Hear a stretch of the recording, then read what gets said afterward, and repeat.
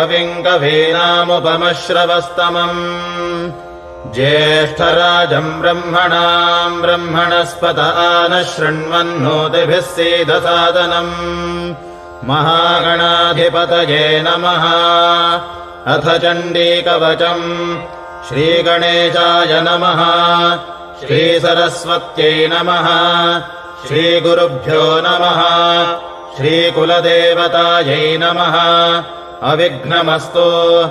ॐ नारायणाय नमः। ॐ नारायणरोत्तमाय नमः। ॐ सरस्वतीदेव्यै नमः। ॐ वेदव्यासाय नमः। अस्य श्रीचण्डीकवचस्य ब्रह्मा ऋषिः अनष्टुप्छन्दः चामुण्डा देवता अङ्गन्यासोक्तमातरो बीजम् दिग्बन्धदेवतास्तत्त्वम् श्रीजगदम्बाप्रीत्यर्थे सप्तशतीपाठाङ्गजपे विनियोगः। ॐ नमः चण्डिकायै। ॐ मार्कण्डेय उवाच ॐ यद्गुह्यम् परमल्लोके सर्वरक्षाकरम् नृणाम् यन्न कस्यचिदाख्यातम् तन्मे ब्रूहि पितामह। ब्रह्मोवाच अस्ति गुह्यतमम् विप्र सर्वभूतोपकारकम् देव्यास्तु कवचम् पुण्यम् तच्छृणुष्व महामुने। प्रथमम् शैलपुत्रीति द्वितीयम् ब्रह्मचारिणी तृतीयम् चन्द्रघण्टेति कूष्माण्डेति चतुर्थकम् पञ्चमम् स्कन्दमातेति षष्ठम् कात्यायनीति च सप्तमम् कालरात्रिश्च महागौरीति चाष्टमम् नवमम् सिद्धिदात्री च नवदुर्गाः प्रकीर्तिताः। उक्तान्नेतानि नामानि ब्रह्मणैव महात्मना अग्निना दह्यमानस्तो शत्रुमध्ये गतोरणे विषमे दुर्गमे चैव भयार्ताः शरणम् गताः न तेषाम् जायते किञ्चिदशुभम् रणसङ्कटे नापतन्तस्य पश्यामि शोकदुःखभयम् नहि यैस्तु भक्त्या श्रुता नूनम् तेषाम् सिद्धिः प्रजायते। प्रेतसंस्था तु चामुण्डा वाराही महिषासना ऐन्द्रीगजसमारूढा वैष्णवी गरुडासना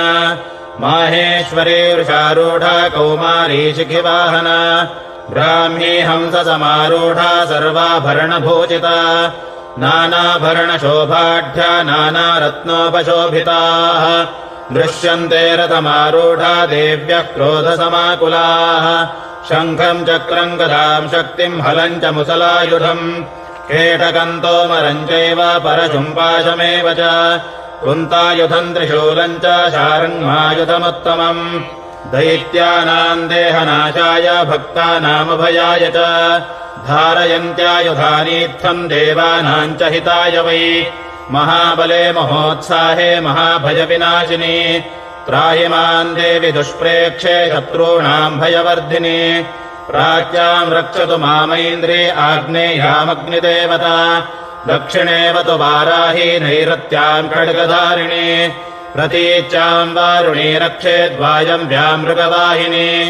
उदीच्याम् रक्ष कौबेरी ईशान्याम् शूलधारिणी ऊर्ध्वम् ब्रह्माणि मे रक्षेदधस्ताद्वैष्णवी तथा एवम् दश दिशो रक्षेच्चामुण्डा शववाहना जया मे अग्रतस्थातो विजयास्थातु पृष्ठतः अजिता वामपार्श्वे तु दक्षिणे चापराजिता शिखाम् मे द्योतिनी रक्षेदुमामूर्ध्नि व्यवस्थिता मालाधरी ललाटे च भ्रुवो रक्षे यशस्विनी त्रिनेत्रा च भ्रुवोर्मध्ये यमघण्टा च नासिके शङ्खिनी चक्षुषोर्मध्ये श्रोत्रयोर्द्वारवासिनी कपोलोकालिका रक्षेत्कर्णमूले तु शाङ्करी नासिकायाम् सुगन्धा च उत्तरोष्ठे च चर्चिका अधरे च मृतकला जिह्वायाम् च सरस्वती दन्तान् रक्षत कौमारी कण्ठमध्ये तु चण्डिका घण्टिकाम् चित्रघण्टा च महामाया च तालुके कामाक्षी च वकम् रक्षेद्वाचम् मे सर्वमङ्गला ग्रीवायाम् भद्रकाली च पृष्ठवंशे धनुर्धरे नीलग्रीवा बहिः कण्ठे नलिकान्दलकूपरी खड्गदारिण्यभो स्कन्धो बाहू मे वज्रधारिणी हस्तयोर्दण्डिनी रक्षेदम्बिका चाङ्गुलीस्तथा नखाञ्छूलेश्वरी रक्षेत् कुक्षो रक्षेन्नलेश्वरी स्तनो रक्षेन्महालक्ष्मीर्मनः शोकविनाशिनी हृदयम् ललिता देवी उदरम् शूलधारिणी नाभौ च कामिनी रक्षेत् गुह्यम् गुह्येश्वरी तथा कट्याम् भगवती रक्षेज्जानुनी विन्ध्यवासिनी भूतनाथा च मेढ्रम् मे ऊरो महिषवाहिनी जङ्घे महाबला प्रोक्ता सर्वकामप्रदायिनी गुल्फयोर्नारसिंही च पादौ चामिततेजसी पादाङ्गुली श्रीर्मे रक्षेत् पादाधस्थलवासिनी नखान्दौष्ट्राः कराली च केशाश्चैवोर्ध्वकेशिनी रोमकूपेश कौबेरी त्वचम् भागीश्वरी तथा रक्तमज्जावसामांसान्यस्तिमेधांसि पार्वती अन्त्राणि कालरात्रिश्च पित्तम् च मुकुटेश्वरी पद्मावती पद्मकोशे कफे चूडामणिस्तथा ज्वालामुखी नखज्वाला अभेद्या सर्वसन्धिषु शुक्रम् ब्रह्माणि मे रक्षेच्छायाम् क्षत्रेश्वरी तथा अहङ्कारम् मनोबुद्धिम् रक्ष मे धर्मचारिणी प्राणापानो तथा व्यानम् समानो दानमेव च यशः कीर्तिम् च लक्ष्मीम् च सदा रक्षतु वैष्णवी गोत्रमिन्द्राणि मे रक्षेत् पशून् मे रक्ष चण्डिके पुत्रान् रक्षेर्महालक्ष्मीर्भार्याम् रक्षतु भैरवी मार्गम् क्षेमकरी रक्षेद्विजया सर्वतः स्थिता रक्षाहीनम् तु यत्स्थानम् वर्जितम् कवचेन तु तत्सर्वम् रक्ष मे देवी जयन्ती पापनाशिनी पदमेकन्न गच्छेत्तु यदीच्छेच्छुभमात्मनः कवचेनावृतो नित्यम् यत्र यत्राधिगच्छति तत्र तत्रार्थलाभश्च विजयः सार्वकामिकः ययम् कामयते कामम् तन्तम् प्राप्नोति निश्चितम् परमैश्वर्यमतुलम् प्राप्स्यते भूतले पुमान् निर्भयो जायते मर्त्यः सङ्ग्रामेष्वपराजितः त्रैलोक्ये तु भवेत् पूज्यः कवचेनावृतः पुमान् इदम् तु देव्याः कवचम् देवानामपि दुर्लभम् यः पठेत् प्रेतो नित्यम् त्रिसन्ध्यम् श्रद्धयान्वितः दैवी कला भवेत्तस्य त्रैलोक्येऽप्यपराजितः जीवेद्वर्षशतम् साग्रमपमृत्युविवर्जितः नश्यन्ति व्याधयः सर्वे लूता विस्फोटकादयः स्थावरम् जङ्गमम् वापि कृत्रिमम् चापि यद्विजम् आभिचाराणि सर्वाणि मन्त्रयन्त्राणि भूतले भूचराः खेचराश्चैव जलजाश्चोपदेशिकाः सहजाः कुलजामालाः शाकिनी डाकिनी तथा अन्तरिक्षचरागोरा डाकिन्यश्च महाबलाः ग्रहभूतपिशाचाश्च यक्षगन्धर्वराक्षसाः ब्रह्मराक्षसवेतालाः कूष्माण्डाभैरवादयः नश्यन्ति दर्शनात्तस्य कवचे हृदि संस्थिते मानोन्नतिर्भवेद्राज्ञस्तेजो वृद्धिकरम् वरम् यशसा वर्धते सोऽपि कीर्तिमण्डितभूतले जपे सप्तशतीम् चण्डीम् कृत्वा तु कवचम् पुरा यावद्भूमण्डलम् धत्ते सशैलवनकाननम् तावत्तिष्ठति मेदिन्याम् सन्ततिः पुत्रपौत्रिकी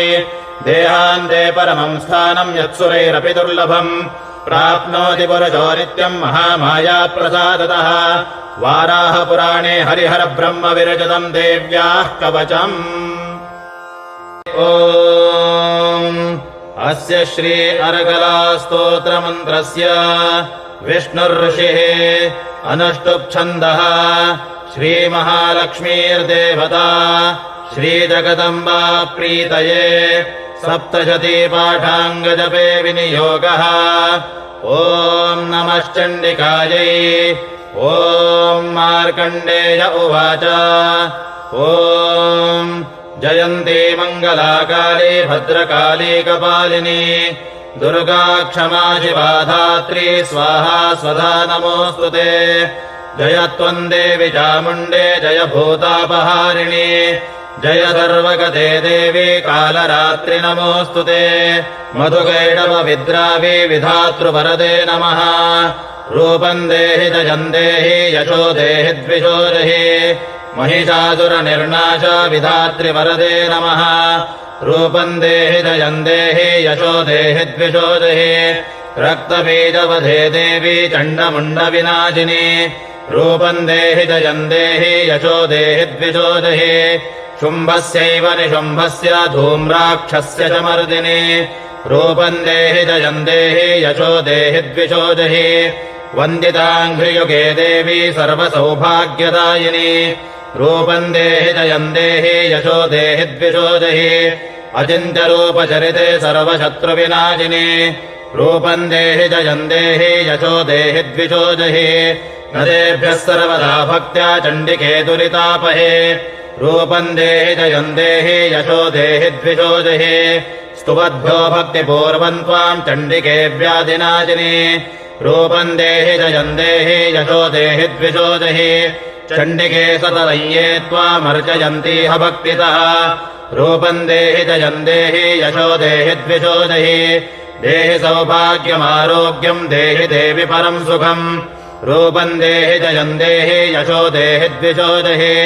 विदेहि द्विषताम् नाशम् विधेहि बलमुच्चकैः रूपम् देहि जयम् देहि यशो देहि द्विषो जहि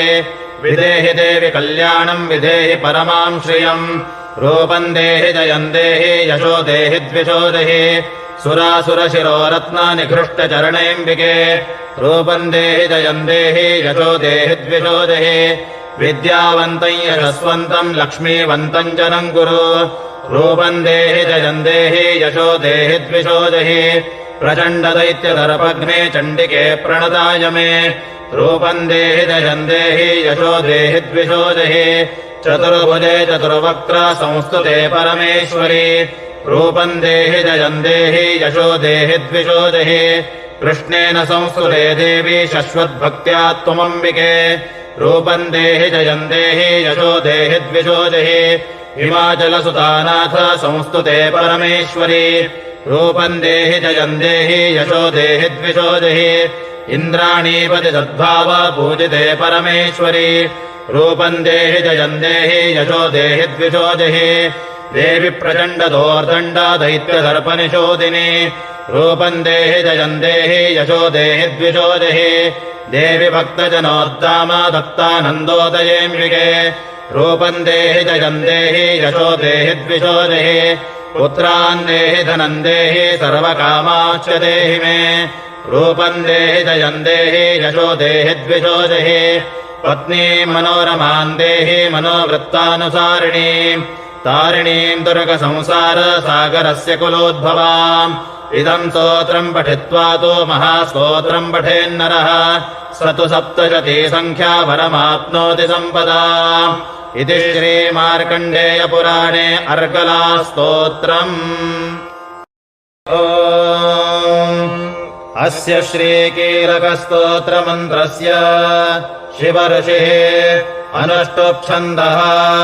श्रीमहासरस्वती देवता श्रीजगदम्बा प्रीत्यर्थम् सप्तशती पाठाङ्गजपे विनियोगः ॐ नमश्चण्डिकायै ॐ मार्कण्डेय उवाच ॐ विशुद्धज्ञानदेहाय त्रिवेदी दिव्यचक्षुषे श्रेयः प्राप्तिनिमित्ताय नमः सोमार्धधारिणे सर्वमेतद्विनायस्तु मन्त्राणामपि कीलकम् सोऽपि क्षेममवाप्नोति सततम् चाप्यतत्परः सिद्ध्यन्तुच्चाटनादीनि वस्तूनि सकलान्यपि एतेन स्तुवतान् नित्यम् स्तोत्रमात्रेण सिद्ध्यति न मन्त्रो नौषधम् तत्र न किञ्चिदपि विद्यते विनाशाप्येन सिद्धेत सर्वमुच्चाटनादिकम् समग्राण्यपि सिद्ध्यन्ति लोकशङ्कामिमाम् हरः कृत्वा निमन्त्रयामास सर्वमेवमिदम् शुभम् स्तोत्रम् वै चण्डिकायास्तु तच्च गुह्यम् चकारसः समाप्तिर्न च पुण्यस्य ताम् यथा वन्यन्त्रणा सोऽपि क्षेममवाप्नोति सर्वमेव न संशयः कृष्णायाम् वा चतुर्दश्यामष्टम्याम् वा समाहितः ददादिप्रतिगृह्णाति नान्यथैषा प्रसीदति इत्थम् रूपेण कीलेन महादेवेन कीलितम् यो निष्कीलाम् विधायैन नित्यम् जपति सुस्फुटम् स सिद्धः स गणः सोऽपि गन्धर्वो जायते वने न चैवाप्यटदस्तस्य भयम् क्वापि हि जायते नापमृत्यवशम् याति मृतो मोक्षमवाप्नुयात् ज्ञात्वा प्रारभ्य कुर्वीत ह्यकुर्बाणो विनश्यति ततो ज्ञात्वैव सम्पन्नमिदम् प्रारभ्यते बुधैः सौभाग्याति च यत्किञ्चित् दृश्यते ललनाजने तत्सर्वम् तत्प्रसादेन तेन जाप्यमिदम् शुभम् शनैस्तु जप्यमानेऽस्मिन् स्तोत्रे सम्पत्तिरुच्यकैः भवत्येव समग्रापि ततः प्रारभ्यमेव तत ऐश्वर्यम् यत्प्रसादेन सौभाग्यारोग्यसम्पदः शत्रुहानिः परो मोक्षस्तूयते सा न किञ्चनैः भगवत्याः कीलकस्तोत्रम् ॐ रात्रीति सूक्तस्य कुशिक ऋषिः रात्रिर्देवता गायत्री छन्दः श्रीजगदम्बा प्रीत्यर्थे सप्तशती पाठादो जपे विनियोगः ॐ रात्रि व्यख्यतायति पूरुत्रा देव्याक्षभिः विश्वा अधिश्रियोदिता पूर्वप्रा अमर्त्या निवतो देव्योद्वताः ज्योतिषा बाधते तमाः निरुस्वसारमस्कृदोषधम् देव्यायति अपेदोहादते तमाः सा नो अद्य यस्या भयन्निधेयामन्न विक्ष्महे वृक्षेण वासतिम् वयाः निग्रामा आसो अविक्षत निपद्वन्तो निपक्षिणाः निश्येनादश्चिदर्थिनाः यावया वृक्यावयस्ते नमोर्मे अधानः सुतरा भव उपमापेऽपि शक्तमः कृष्णम् व्यक्तमस्थिता उषारुणे वयातया उपातेगा इवाकारम् वृणीष्वदो हि तरदिवः रात्रिस्तोमन्न जिज्ञुषे